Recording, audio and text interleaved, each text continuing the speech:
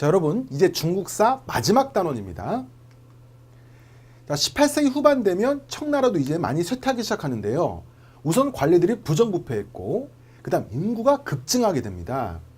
아까 여러분 명나라는 일조편법이었죠. 청나라는 지정은제였고, 이 일조편법은 인두세와 토지세를 걷었습니다. 인두세와 토지세를 모두 은으로 내는 거죠. 근데 청나라는 인두세를 안 받고 토지세만 받은 거예요. 그러면 이제 인두세가 없어지니까 마음대로 아기를 낳아. 그래서 인구가 팽창합니다. 그래서 역설적으로 이 지정은제가 또 청나라 멸망의 한 원인이 돼요. 근데 우리나라는 여러분 이 조선 같은 경우는 인두세를 없애지 않았어요. 그래서 여러분 다산 정약용이 쓴 이 예절량을 보면은 어떤 실제로 있었던 얘기인데 어떤 남자가 실수로 또 임신을 시킨 겁니다. 부인에게. 그럼 또 인두세를 내야 되잖아. 그래서 그때는 피임 기술이 없었으니까 그 남자가 또 실수로 아기를 낳을까 봐 자기 성기를 자르는 모습을 표현한 겁니다. 예절량. 우리는 인두세를 계속 받았어요. 근데 청나라는 인두세를 받지 않아서 인구가 증가하게 됩니다. 그리고 또 이 서양 세력이 침략을 하기 시작했고, 이런 혼란스러운 상황 속에서 농민 반란이 일어나는데 백령교도의 난이 있었습니다. 자, 이제 영국과 전쟁을 시작합니다. 아편전쟁. 2번 있었죠.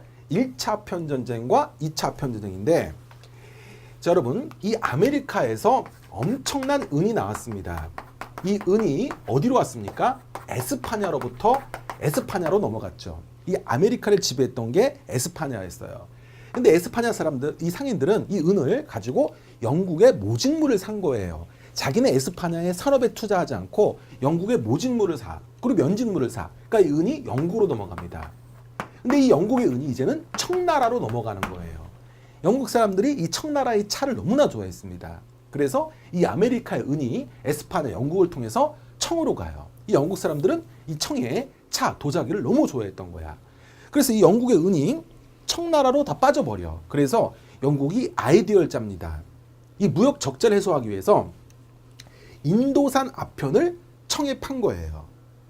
그 대신 자국의 면직물을 인도에 수출했고, 자, 오른쪽 도표 보세요. 오른쪽 날개 보면은 나오죠. 오른쪽 날개 보면은 자, 인도가 있고, 그 다음에 영국이 있고, 그 다음에 청이 있습니다. 인도의 아편을 팔아요. 그러면 청에 은이 들어오겠죠. 그럼 영국은 면직물을 팔아서 이 은을 갖고 오는 겁니다. 이렇게 삼각무역을 한 거예요. 물론 여전히 그 기존에 있었던 무역도 하고 있습니다. 이 은을 넘겨서 은을 주고 차, 도자기를 사는 무역도 진행하는 상태에서 이것도 병행한 거예요. 그래서 이 삼각무역으로 이 청나라의 은이 이렇게 가는 겁니다. 이렇게 가는 거죠. 자, 그래서 이제 반대로 청나라가 적자가 되는 겁니다. 이 삼각무역 때문에. 이 도표 이해하시겠죠? 기존에는 이거밖에 없었죠. 영국 사람들이 은을 주고 차, 도자기를 사. 적자, 영국이 적자야. 그래서 안 되겠다. 그래서 인도에서 아편을 생산해서 팔아. 은이 들어오겠죠? 그럼 인도에 있는 은은 면직물을 팔아서 갖고 오는 겁니다. 그래서 이제는 반대로 청나라가 적자가 되는 거예요. 그래서 또 적자도 문제였지만 이 아편 때문에 국민들의 건강이 많이 피폐해져서 이걸 금지시키는 겁니다. 청나라 정부는 임칙서를 광저우에 보내서 아편을 몰수, 폐기합니다. 그래서 영국도 이제는 전쟁을 벌이는데, 영국도 여러분 민주주의 국가니까 투표를 할 거 아니에요. 이 아편 전쟁을 할까 말까. 근데 한 표 차이로 가결이 됩니다. 그러니까 영국에서도 반대하는 양심 있는 지식인들이 많았다는 거예요. 한 표 차이로 이 아편 전쟁이 시작돼서 영국이 이깁니다. 그래서 난징 조약이 체결되는데 1842년입니다. 1842년에 난징 조약이 체결되는데 막대한 배상금을 지불했고 홍콩을 할양했습니다. 그리고 5개 항구를 개항했고 공행제도가 폐지가 됩니다. 공행제도는 오른쪽에 써 있죠. 국가가 완전히 무역을 관리, 독점하는 겁니다. 정부가 무역을 독점, 관리하는 건데 이걸 폐지하자는 거죠. 그리고 여러분 또 있습니다. 또 있어요. 플러스 협정관세. 관세를 매기는데 영국한테 유리하게 매기는 거죠. 그 다음에 영사재판권이라고 있어요. 영사재판권은 영국인이 중국에서 범죄를 저지르면 중국 법이 적용되는 게 아니라 영국 법이 적용되는 겁니다. 다른 말로 취해법권이라고 하죠. 중국의 법률이 적용되지 않는 거예요. 그 다음에 뭐 최국대우도 있습니다.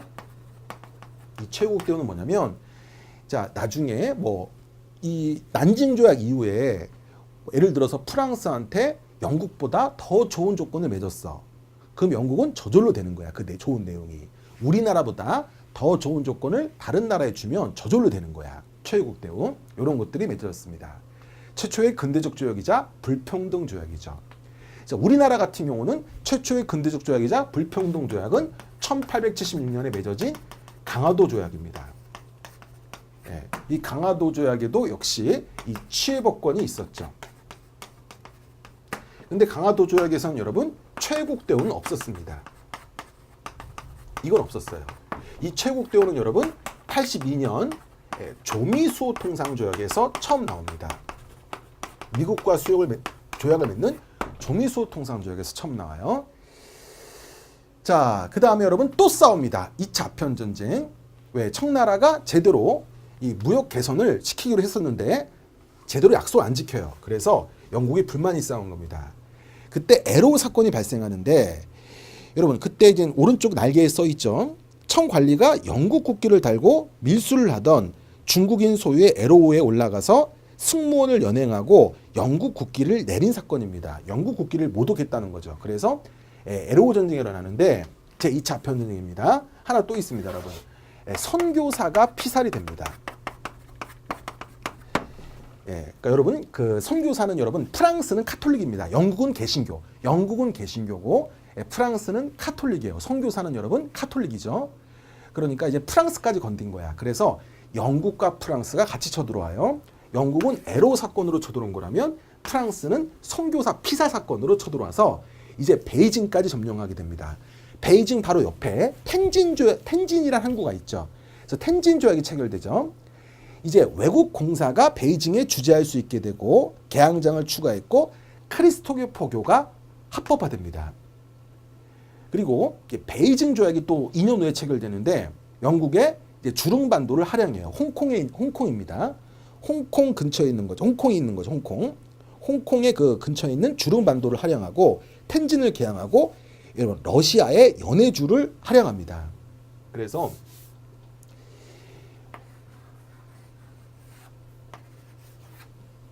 왜 이 러시아가 연해주를 차지하게 됐냐면 이 베이징 조약을 러시아가 중재해줘요. 그래서 러시아가 중재해줬기 때문에 러시아가 영국, 프랑스한테 야 니네 너무 많은 걸 요구하지 마 이렇게 막아준 거예요. 그래서 대가로 연해주를 요구합니다. 그래서 이 러시아가 이 연해주를 차지하고 여기다가 얼지 않는 항구 블라디 보스토크를 라는 항구를 만듭니다. 얼지 않는 항구 부동항 블라디보스토크 뜻이 뭐냐면 동방을 격파하라. 그래서 이 1860년 베이징 조약으로 러시아가 연해주를 차지했어요. 그러면 이제 우리나라와 국경선을 맞댄 거죠. 러시아랑 조선이 국경선을 맞댄 겁니다. 여러분 60년까지는 우리나라 세도 정치가였어요. 세도 정치의 시대였는데 63년도에 흥성대원군이 집권합니다. 그래서 흥성대원군은 러시아가 더 남진할 거라고 예상해서 이제 흥성대원군은 프랑스랑 손을 잡고 러시아의 남진을 막으려고 했는데 그것은 프랑스 선교사들한테 부탁을 했어요. 우리가 프랑스랑 손을 잡고 러시아의 남진을 막게 해줘라. 그랬는데 그게 잘 안 됐습니다. 그래서 1866년에 흥성대원군이 오히려 그 프랑스 선교사들을 죽이는 병인 박해가 발생한 겁니다. 그래서 여러분 이 베이징 조약으로 병인 박해까지 나왔던 겁니다. 자, 여러분 이 첨부 파일에 지도 있는데 앞에서도 우리가 봤던 지도입니다. 자, 보시면 여러분 우선 이 나선정벌이 있었죠. 순치제. 자, 우리나라 왕은 효종이었습니다. 그리고 여기 네르친스크 조약. 1번 이게 이제 1번이 네르친스크 조약입니다. 이 네르친스크 조약은 강희제죠. 그 다음에 여기 자 2번 있네요. 2번 이제는 아이온 조약입니다. 그리고 이제 3번은 이제는 여기까지 얻는 거죠. 이게 베이징 조약. 그래서 이 연해주까지 차지해서 블라디보스토크를 만들고 조선과 국경선을 맞대는 겁니다. 러시아가 더 남진할 걸 예상하고 흥성대군은 프랑스랑 손을 잡고 러시아를 견제하려고 했는데 그게 잘 안 된 겁니다. 그래서 선교사들을 죽이는 병인박해가 발생합니다. 태평천국 운동 보겠습니다.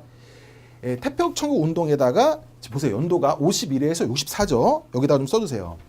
아까 1856년에서 1860년까지가 제2차 아편전쟁이에요.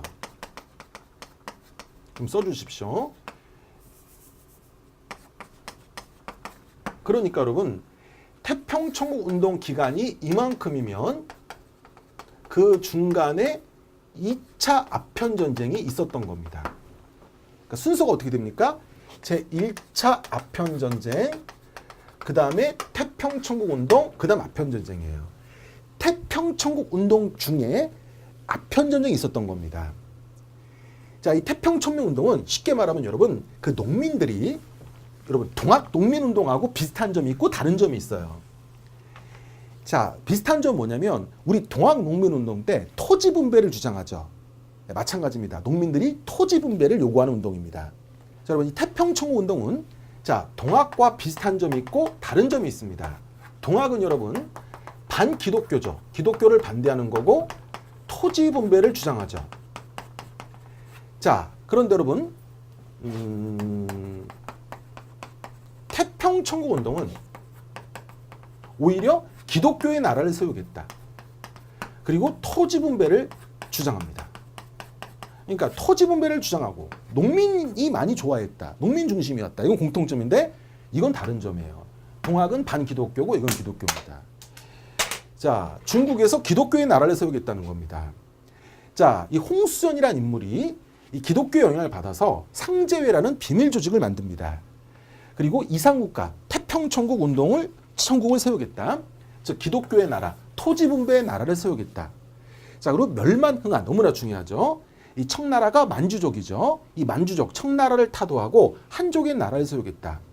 천조 전모 제도를 만들어서 토지를 균등 분배하고 남녀 평등, 신분제 철폐 이런 거는 동학하고 공통점이죠. 동학도 신분제 폐지를 주장했죠. 이런 건 공통점이죠. 변발, 만주족의 풍습이죠. 머리 이렇게 자르는 거, 앞에 머리 자르는 거, 변발. 이 전족은 이 중국인들은 여자들이 못 도망가게 다리를 이렇게 동여맵니다. 발을 동여매요. 그래서 발이 제일 못 크게 합니다. 못 도망가게. 그런 악습을 폐지하자. 그래서 농민층의 광범위한 지지를 받습니다. 난징까지 점령해서 난징을 수도로 삼아서 중국의 남부를 장악했는데 자, 문제는 이거죠. 지금 토지 분배를 주장하니까 누가 대립하는 거야? 지주들. 지주들이 대립합니다. 싫어하죠. 땅을 뺏기는 거니까 자기들은. 그 다음 기독교를 주장하니 유교를 믿는 자들이 싫어하는 거야. 그럼 누굽니까? 유교를 믿고 땅을 가진 자들이 누구야? 바로 신사층이죠. 향신층이죠. 이들이 이젠 태평천 운동을 진압하는 거죠. 향신층, 신사층은 기독교가 아니라 유교를 좋아하고 토지 분배를 반대하죠. 지주니까. 그래서 신사층들이 이걸 진압합니다. 그리고 또 하나, 저 보세요. 태평천 운동이 여기서부터 여기까지라면 2차 편전쟁은 여기서부터 여기까지야. 그러면 이제 이 영국 입장에서는 프랑스가 자기네 말을 잘 듣게 됐잖아. 제2차 편전쟁에서 청나라를 이제 굴복시켰는데 이 갑자기 청나라가 없어지고 태평천 운동이 등장하면 말이 안 되는 거잖아. 이미 유리하게 텐진조약, 베이징조약을 맺어놨는데 청나라가 멸망하면은 텐진조약, 베이징조약이 무효가 될 거 아니야. 그래서 이 서양 세력도 같이 진압합니다. 황당한 거죠. 태평천 운동은 기독교를 지향하는 나라야. 그런데 기독교 국가들이 이걸 진압합니다. 그래서 신사층과 이 서구 유럽이 진압하는 거죠. 한인 지주와 신사층 같은 말이죠. 신사층이 한인 지주죠. 이용장, 진급번 이런 사람들이 조직한 의용군과 외국 군대, 즉 영국, 프랑스를 말하는 거죠. 이제 텐진 조약, 베이징 조약으로 자기들한테 유리하게 청나라와 조약을 맺었는데 청나라가 사라지면 안 되잖아. 그래서 진압됩니다. 이 이용장, 진급번 중심으로 이제 양모 운동이 시작되는데 이때 이 신사층은 이 외국 군대와 같이 태평천국을 진압하면서 그들의 우수한 무기에 감동을 받은 거야. 그래서 우리도 우수한 무기를 만들자라는 양모운동을 전개합니다. 자, 여러분, 양모운동, 아편전쟁과 태평천공운을 통해서 서양의 무기를 우수성을 인식한 겁니다. 자, 태평천공운동을 진압했던 이홍장, 증급본 같은 신사층, 향신층이 중심이 돼서 받아들이는 건데 중체소용이에요. 제도화 사상은 수용하지 않는 겁니다. 제도화 사상을 수용하지 않고 서양의 근대 기술만을 수용하는 겁니다. 자, 여러분, 우리 잠시 한국사로 가보겠습니다. 자, 한국사 통상개오란 자들이 있었습니다. 서구 문물을 받아들이지 않은 통상교론자들, 대표적으로 박규수가 있었고, 오경석이 있었고, 유홍기가 있었습니다. 자, 근데 통상교론자들이 두 개로 갈라집니다. 온건적 개혁파, 급진적 개혁파가 있습니다. 자, 온건적 개혁파, 김홍집, 김윤식 등이 있었고, 여기는 박영효, 김옥균, 서재필 등이 있었죠. 이쪽은 뭐다? 청의 양모운동을 받은 거야. 그래서 우리는 이거를 동도석이라고 합니다. 중체서용과 같은 말이죠. 서양의 제도화 사상은 수용하지 않고 서양의 무기기술만 수용하는 거야. 온건적으로 개화하자. 여기는 급진개화. 일본의 메이지 유신을 받았습니다. 일본의 메이지 유신은 여러분 제도화 사상까지 수용하는 거예요. 그래서 여기는 제도화 사상까지 수용하자. 그러면 여러분 어떤 제도화 사상을 수용해야 됩니까? 여러분 근대화를 이루려면 제일 먼저 입헌군주제를 이루어야 됩니다. 이게 근대화의 첫걸음이에요. 자, 군주는 여러분 있지만 통치하지 않아요. 헌법에 따라서 통치하는 거죠. 입헌군주제. 지금 여러분 영국이나 일본이 입헌군주제입니다. 여러분 근대화를 이루려면 입헌군주제라는 제도를 받아들여야 돼요. 입헌군주제는 제도화 사상을 받아들여야 되는데 양모운동은 아닙니다. 기술만 수용하는 거야. 그래서 우리나라는 이렇게 온건급진의 대립이 있었죠. 자, 중체소용. 우리나라는 온건개혁파가 이걸 받아들입니다. 그래서 동도서기가 되는 거죠. 자, 그래서 무기기술만 강조하는 건데 여러분 써주세요. 청푸전쟁이 있습니다. 자, 베트남을 놓고 청나라와 프랑스가 전쟁을 벌입니다. 이때 프랑스는 여러분 나폴레옹 3세였습니다. 나폴레옹 3세였는데 여기서 청나라 깨져요. 또 청해전쟁에서 깨집니다. 그러면서 양모운동의 한계를 느끼기 시작합니다. 자, 오른쪽 페이지 이제는 변법자강 운동은 양모운동의 한계를 극복하자는 겁니다. 뭐까지 수용하자? 이것까지 수용하자. 제도화 사상까지 수용하자. 이게 변법자강 운동. 2번 보시면은 캉유에이, 그 다음에 량치차오가 있습니다. 특히 이들은 여러분 공양학자들이었습니다. 특히 캉유에이는 공양학, 현실 개혁을 강조하는, 진보를 강조하는 유교입니다. 고증학 다음에 공양학이에요. 진보를 강조하는 거, 현실 개혁을 강조하는 유교, 이게 공양학인데 캉유에이가 공양학자였어요. 그래서 이제 제도화 사상까지 수용하자 라고 했는데, 그리고 과거제 폐지하고 상공업 진흥하고 학교도 세우자. 이걸 여러분 무술개혁이라고 합니다.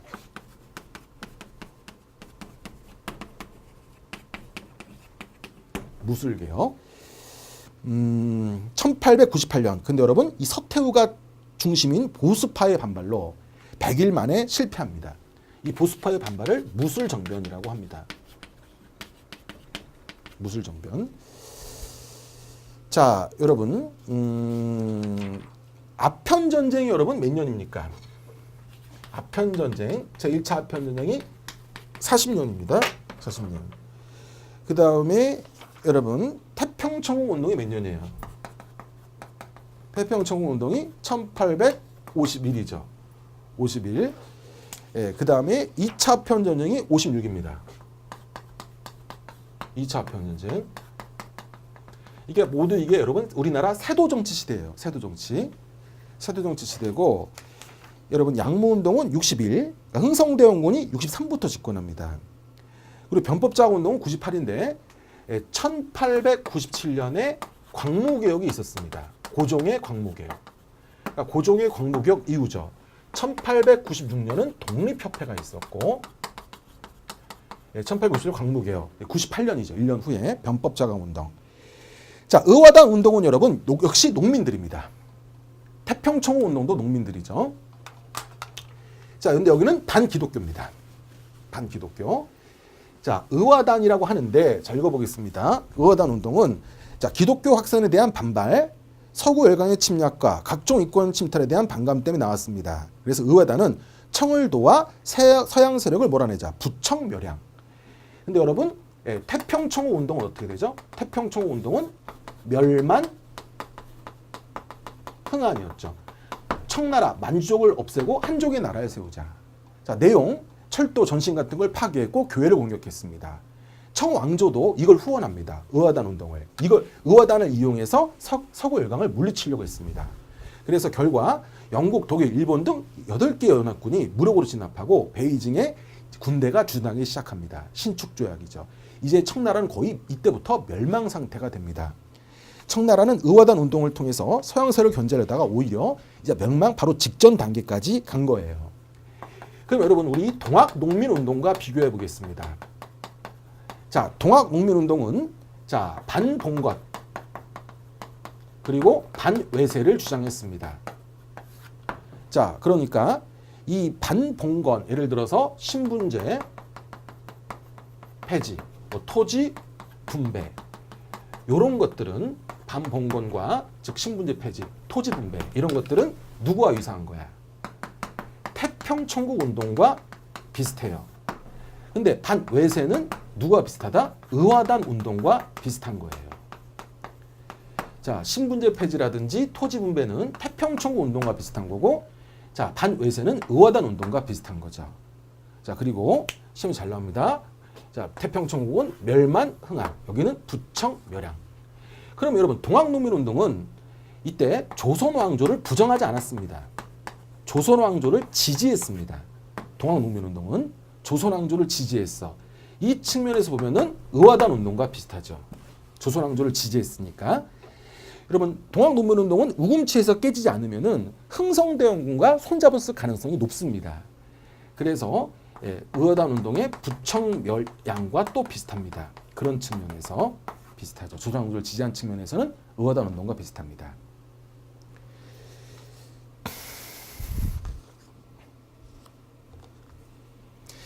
자, 이제 청나라도 나름대로 이제 신정 개혁을 하는데 이것을 광서 신정이라고 합니다.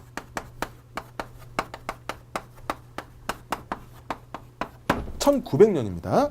1900년에 광서 신정을 하는데 자, 읽어보시면 상공업진흥, 의회 개설, 뭐 예를 들어서 지방의회를 만들려고 노력했습니다. 지방의회. 이걸 여러분 자의국이라고 해요.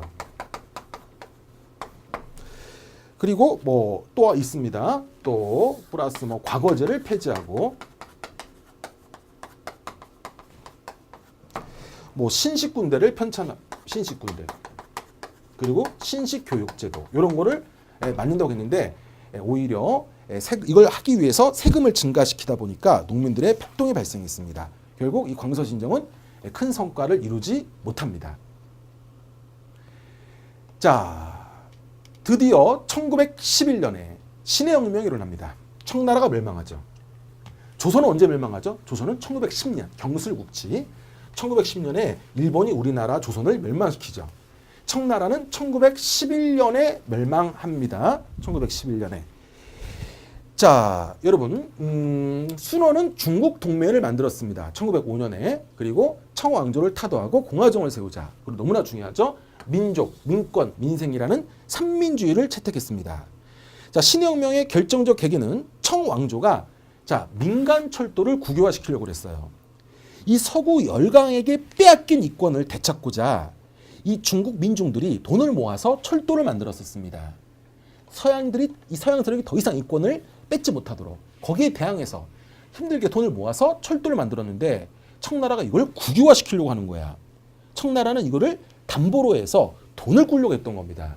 그러니까 민간인들의 철도를 뺏으려고 하자 이제 우창봉기가 일어난 거죠. 즉 여러분 철도를 지키자는 보로운동이 펼쳐진 겁니다. 우리의 철도를 지키자, 청나라로부터 지키자 하면서 보로운동이 전개되다가 우창에서 본격적으로 시작돼서 전국으로 확산됩니다. 그래서 여러분 중화민국이 성립되는데 12년 임시 대총통이 순원입니다. 근데 여러분 그때 힘은 누가 제일 셌냐면 유한스카이가 셌습니다. 청나라는 그래도 양무운동을 했잖아요. 그래서 군대의 질은 떨어졌지만 제도와 사상은 받아들여지지 않아서 군대의 질은 떨어졌지만 숫자는 많았어요. 그 군대를 다 유한스카이가 잡고 있었던 겁니다. 그래서 유한스카이와 순원이 만나서 순원이 그러죠. 너한테 총통을 주겠다. 그 대신 청나라는 반드시 멸망시켜라. 청나라는 여러분 유한스카이를 보낸 거예요. 순원에게. 유한스카이에게 명령을 내린 거죠. 저 신혁명을 진압하라고. 그리고 순원을 체포하라고. 근데 오히려 순원과 유한스카이가 딜을 한 겁니다. 순원은 총통자를 준 거야. 그 대신 청나라를 멸망시켜라. 유한스카이는 청나라의 장군이었는데 청나라를 배신하고 청나라를 물리칩니다. 멸망시켜요. 유한스카이가. 그리고 자기가 총통이 됩니다. 그리고 유한스카이는 자기가 황제가 되려고 그래. 뭐 이름 몰라도 되는데 주나라를 세우려고 합니다. 그러다가 사망해요. 그래서 유한스카이 부하들이 부대를 나눠 갔습니다. 유한스카이가 죽고 그 부대를 그 부하들이 나눠 가죠. 그걸 군벌이라고 합니다. 자, 신의 혁명의 역사적 의미는 뭐다? 중국 최초의 공화정이 수립됐습니다.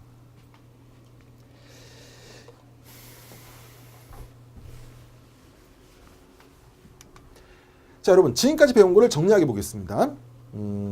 첨부 파일에 있습니다.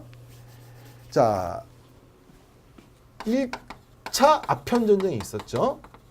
그 다음에 태평천국운동, 그 다음에 2차 아편전쟁입니다. 순서가 태평천국운동이 이만큼이라면 이 사이에 아편전쟁이 있었죠.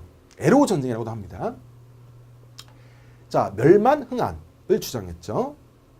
자, 그 다음에 양무운동은 중체소형. 군대만 증강시키는 거야. 청푸청일전쟁에서 패하자. 이제 제도와 사상까지 받아들이자. 즉 입헌군제까지 수용하자. 변법자고 운동이 펼쳐졌지만 서태후 등 보수파의 반대로 실패합니다. 의화단의 난은 부청멸항이죠. 태평천국운동은 멸만흥안이라면 의화에 대한 난은 부청멸항입니다. 광서신정, 입헌군제에 도입하는 거야. 그런데 제대로 실시되지 않습니다. 그래서 신의 혁명이 발생하게 되죠.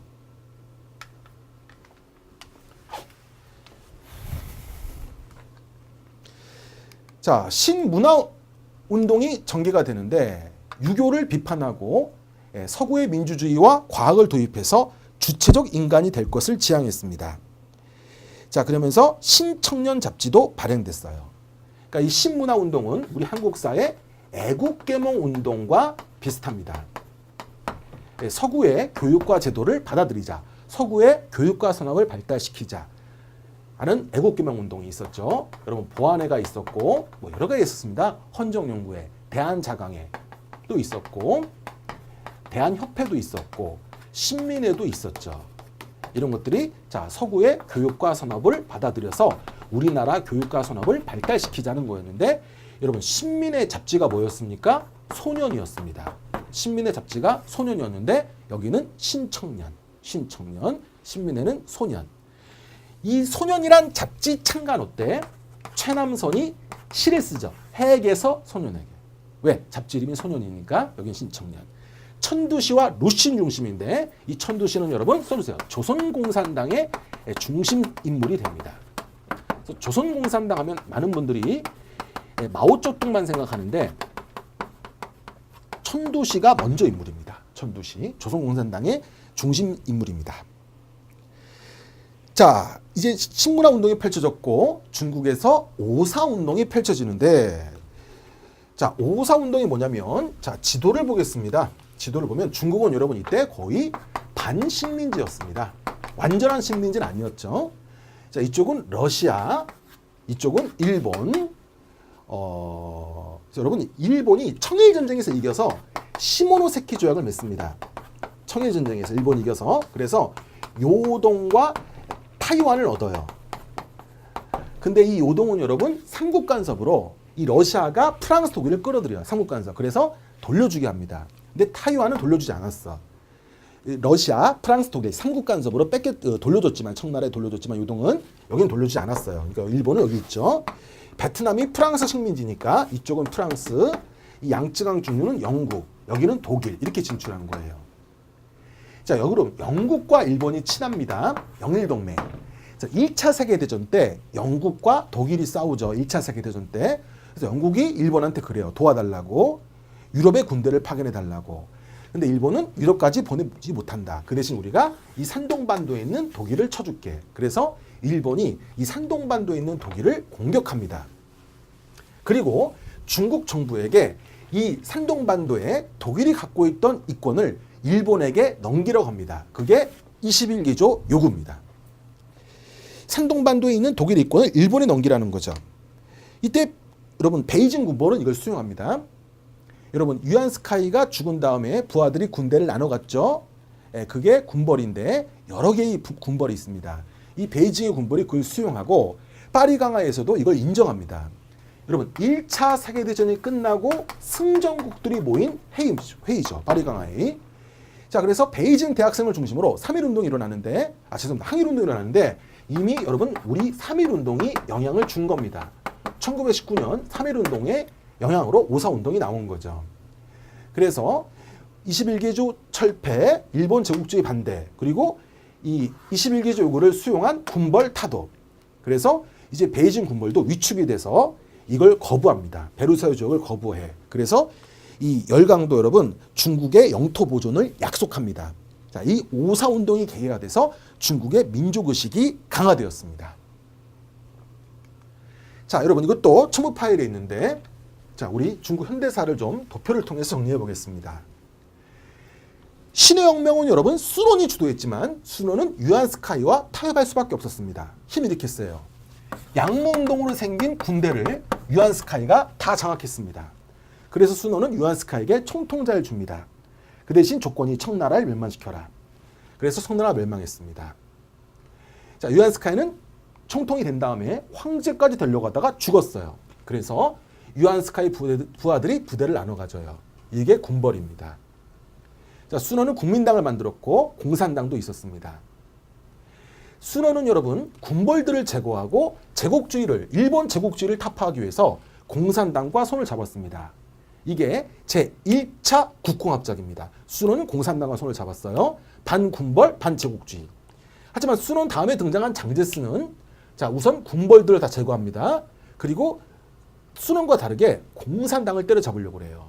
자, 군벌들 다 제거했어요. 일본 제국주의를 물리쳐야 되는데 장제스는 공산당부터 때려잡으려고 그래. 그래서 시안 사건이 발생합니다. 여러분 오른쪽 페이지 보면은 시안 사건이 있죠. 장세량이라는 사람이 있어요. 장제스의 부하인데 이 장세량은 장제스가 일본을 물리치지 않고 공산당부터 때려잡는 것을 불만을 가졌어요. 그래서 장세량은 하극상이죠. 장제스를 체포합니다. 영창에 가두고 남자끼리 딜을 해요. 지금 우리는 일본을 물리쳐야 됩니다. 공산당을 때려잡을 때가 아니에요. 오히려 일본을 물리치기 위해서 공산당과 손을 잡아야 됩니다. 그걸 약속하면 당신을 풀어줄게요. 그러니까 장제스가 알았어. 그 대신 내가 풀려나면 넌 하극상이니까 체포할 거야. 오케이. 그래서 남자끼리 약속을 합니다. 그래서 장제스는 풀려난 다음에 약속을 지켜요. 제2차 국고협정을 맺습니다. 그리고 장세량은 포로가 됩니다. 나중에 장제스는 마오쩌둥과 싸움에서 패한 다음에 대만으로 도망가죠. 타이완으로. 그때 장세량까지 끌고 갑니다. 자, 다시 정리하면 이 장제스는 여러분 군벌들을 제거하고 공산당까지 때려잡으려고 했는데 일본이 만주사변, 중혈전을 일으켜요. 그런데도 계속 공산당만 때려잡으려고 그래. 그래서 시안 사건이 발생해서 2차 국고협정이 맺어집니다. 특히 여러분 1차 국공합작은 순원이고 2차 국공합작은 장제스예요. 좀 알아주세요. 그리고 1차 국공합작으로 우리나라도 좌우합작이 이루어져요. 그래서 27년에 신간회가 만들어져요. 국공합작은 뭡니까? 좌우합작이죠. 사회주의와 민족주의가 손을 잡는 거잖아. 그래서 우리나라도 27년에 좌우합작 조직인 신간회가 만들어집니다. 자, 그리고 이젠 일본 물러갔어. 그럼 이제 국민당과 공산당이 싸우는 거야. 특히 여러분 이 공산당을 도와줬던 우리 독립부대가 있습니다. 그게 조선독립동맹이에요. 조선독립동맹은 정부 이름이고 그 부대 이름은 조선의용군입니다. 총지휘자는 김두봉이었어요. 이 김두봉의 조선의용군이 공산당과 손을 잡고 국공내전, 그러니까 국공내전에서 공산당을 도와줘요. 자, 그 다음에 이 싸움에서 결국 공산당이 이깁니다. 그래서 국민당은 대만으로 도망가죠. 여러분, 우리가 항상 독립부대, 우리나라 독립부대 하면은 한국광복군만 생각하는데, 한국광복군도 있었지만 여러분, 조선 독립동맹에 조선의용군도 있었습니다. 이 조선의용군, 공산당과 손을 잡고 국민당과 싸워준 부대. 여러분, 숫자는 여러분 이쪽이 압도적으로 많았습니다. 한국광복군보다 더 많았어요. 근데 여러분, 많은 분들이 이걸 잘 모르는데, 이제 이들이 나중에 해방되면 인민군이 됩니다. 북한 군대가 돼요. 그래서 좀 좌파기 때문에 우리나라 교과서는 한국광복군을 더 강조하죠. 하지만 숫자는 조선의용군이 더 많았습니다. 자, 그러면 자, 도표로 정리해 보겠습니다. 순원. 자, 국민당을 결성했습니다. 군벌 타도를 위해서 국민당과 공산당이 연합했고 북벌을 추진했고, 장제스가 공산당을 탄압하면서 1차 국업작이 결렬됐습니다. 장제스는 군벌을 타도했고 국민혁명을 완성했어요. 즉 여러분, 군벌들을 다 제거했습니다. 그래서 국민당 정부가 만들어지죠. 수도는 어디라고 했어요? 난징이라고 했죠. 자, 대장정, 이제 공산당을 토벌합니다. 그래서 공산당이 막 도망가요. 그래서 애난까지 갑니다. 자, 그런데 제2차 국공합작 시안 사건으로 이제 장제스도 어쩔 수 없이 국공합작을 맺었습니다. 자, 일본 물러간 다음에 국민당과 공산당이 싸우는데 장제스가 패합니다. 그래서 마오쩌둥이 승리하게 되죠. 자, 마오쩌둥은 정권을 잡은 다음에 대약진 운동을 합니다. 인민공사라는 대규모 집단 농장을 조직해서 대약진 운동을 했는데 실패했어요. 그러자 이 덩샤오핑 이런 인물들이, 이분들이 이제 실용주의자인데 이 사람들이 마오쩌둥을 비판하는 거죠. 대약진 운동으로 많은 농민들이 굶어 죽었습니다. 그래서 마오쩌둥을 공격하자 마오쩌둥은 이제 민중들을 이용해서 이 덩샤오핑을 제거하는 수법을 쓴 거죠. 직접 제거하는 게 아니라 민중들을 이용해서. 이게 바로 문화대혁명입니다. 지금 이 덩샤오핑은 여러분 실용주의자예요. 비록 사회주의라 하더라도 자본주의 요소를 받아들일 건 받아들여야 된다라고 주장하는 겁니다. 검은 고양이든 흰 고양이든 쥐만 잘 잡으면 되지 않느냐, 실용주의자예요. 우리가 비록 사회주의 국가지만 자본주의 장점이 있다면 받아들여야 된다. 흰 고양이든 검은 고양이든 쥐만 잘 잡으면 된다. 그래서 이제는 마오쩌둥은 덩샤오핑을 제거하려고 지금 덩샤오핑 같은 사람들이 이 사회를 더 혼란스럽게 한다. 사회주의 정신으로 다시 돌아가야 된다. 우리는 사회주의 정신을 강조해서 사회주의에 방해가 되는 저런 실용주의들을 다 축출해야 된다.